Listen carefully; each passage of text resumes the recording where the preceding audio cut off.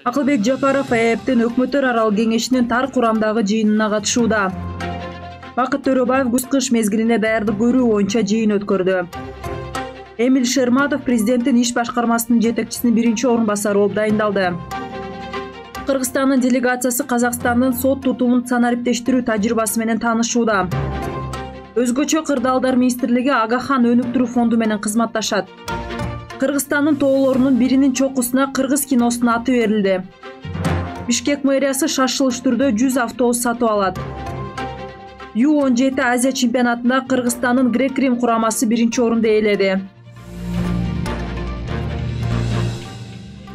Минск шаарында министрлер кабинетинин төрагасы президенттин администрациясынын жетекчиси Акылбек Жапаровдун катышуусунда Евразиялык өкмөттөр аралык кеңештин тар курамдагы жыйыны башталды. Маалыматка ылайык, Беларустун премьер-министри Роман Головиченко жана делегация башчылары менен жолугушуу жана сүрөткө түшүү аземинен кийин тар курамдагы жолугушуу башталды. Андан ары жыйын жабык эшик артында өтөт.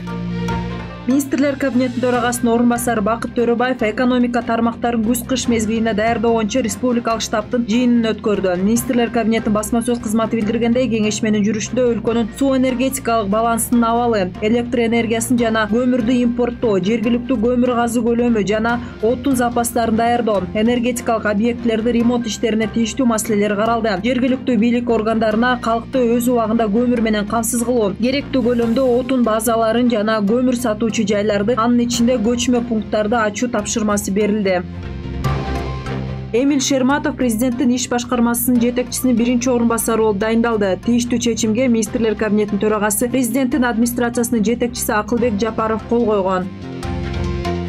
Кыргызстандын жогорку сотунун төрагасы Замирбек Базарбеков башында турган кыргыз делегациясы Казакстандын Нур-Султан шаарында сот тутумун санариптештирүү тажрыйбасы менен таанышууда. Маалыматка ылайык, иш сапарынын алкагында Замирбек Базарбеков Казакстандын жогорку сотунун төрагасы Жакып Асанов менен жолугушту. Кыргыз делегациясы ошондой эле Кыргызстандын сот тутумундагы кырдаалдык жана коммуникациялык борборлордун иши менен таанышты. Мындан сырткары, Замирбек Базарбеков башында турган делегация райондук соттордо болуп, сот тутумундагы санариптештирүү иштерин карап чыгышат.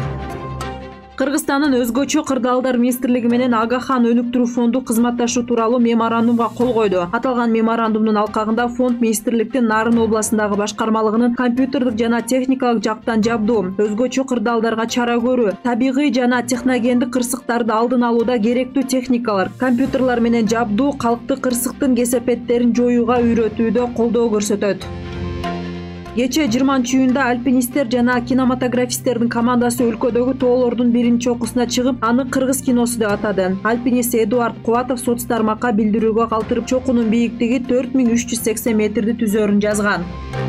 Бишкек мэриясы шашылыш түрдө 100 автобус сатып алуу үчүн арыздарды кабыл алууда. Муниципалитеттин басма сөз кызматы билдиргенде, автобусту сатып алуунун биринчи этабында жүргүнчү ташуучу 101 алуу каралган. Экинчи этапта дагы 100 автобус алуу пландалууда. Бишкектеги 17 жашка чейинки балбандар арасында Азия чемпионатында Кыргызстандын грек-рим күрөшү боюнча курамасы жалпы командалык көрсөткүчтө биринчи орунду ээледи. Маданият, маалымат, спорт жана жаштар саясаты министрлигинен билдиришкенде, күрөш боюнча Азия чемпионаты 19-июнда старт алып, жалпы 10 комплект медаль ойнотулду. Эскерте кетсек, эркин, грек-рим жана кыз-келиндер арасында күрөш боюнча Ю-17 жана Ю-23 Азия чемпионаты 19-26 июнь күндөрү Бишкек Арена муз аянтчасында өтүүдө.